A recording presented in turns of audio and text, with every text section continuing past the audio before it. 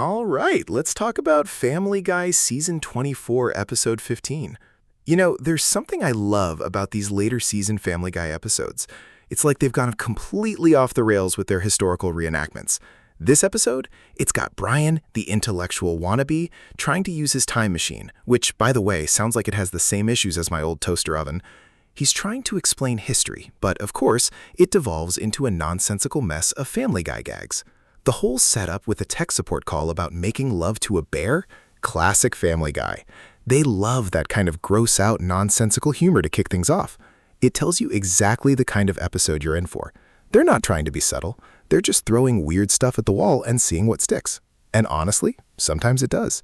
This episode, they decided to tackle the French Revolution. Not exactly uncharted territory for historical comedy, but Family Guy always has a unique way of, well, messing with history.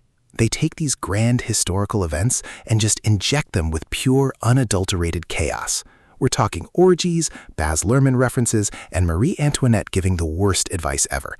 It's the kind of thing that makes you wonder if the writers actually cracked a history book or just watched a lot of period dramas and took notes on what not to do.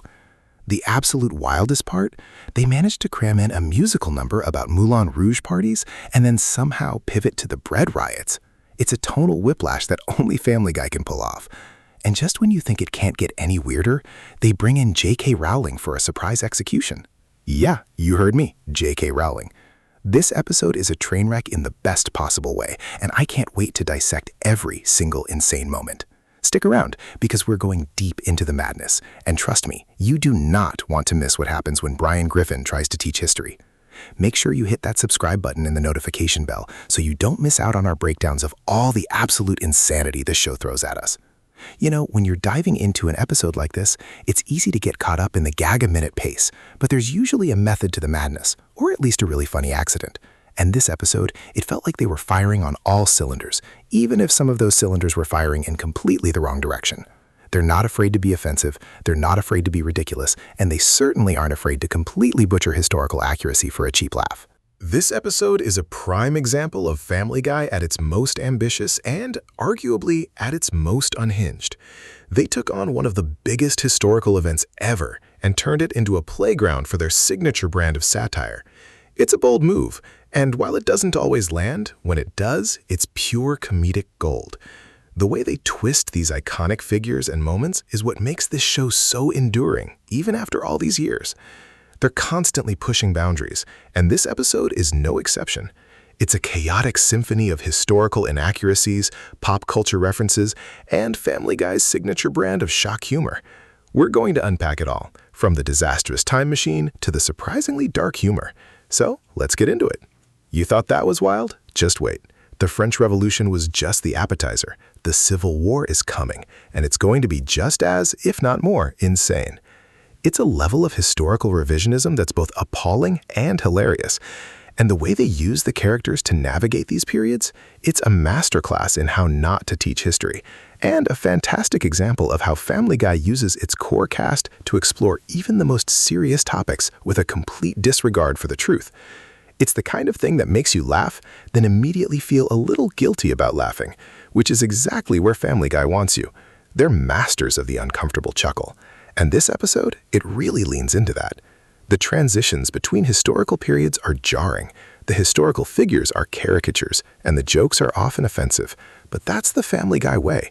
They're not trying to be educational. They're trying to be funny, and they'll use any means necessary to achieve that goal. It's a true testament to their longevity that they can still pull off this kind of ambitious, albeit ridiculous, storytelling. The sheer audacity of it all is what makes it watchable. They took on the French Revolution and the Civil War, two incredibly complex and often somber periods, and turned them into a playground for their brand of absurdist comedy. It's a tightrope walk, and they stumble, but they always get back up with another joke, another ridiculous scenario. The key takeaway here is that Family Guy isn't interested in historical accuracy. They're interested in using history as a springboard for their unique brand of humor. And in that regard, this episode is a roaring success, albeit a messy one. The sheer amount of historical figures they managed to cram into this episode is staggering, and the way they twist their legacies is both disrespectful and incredibly funny. It's a testament to the show's writers that they can take these monumental figures and turn them into punchlines.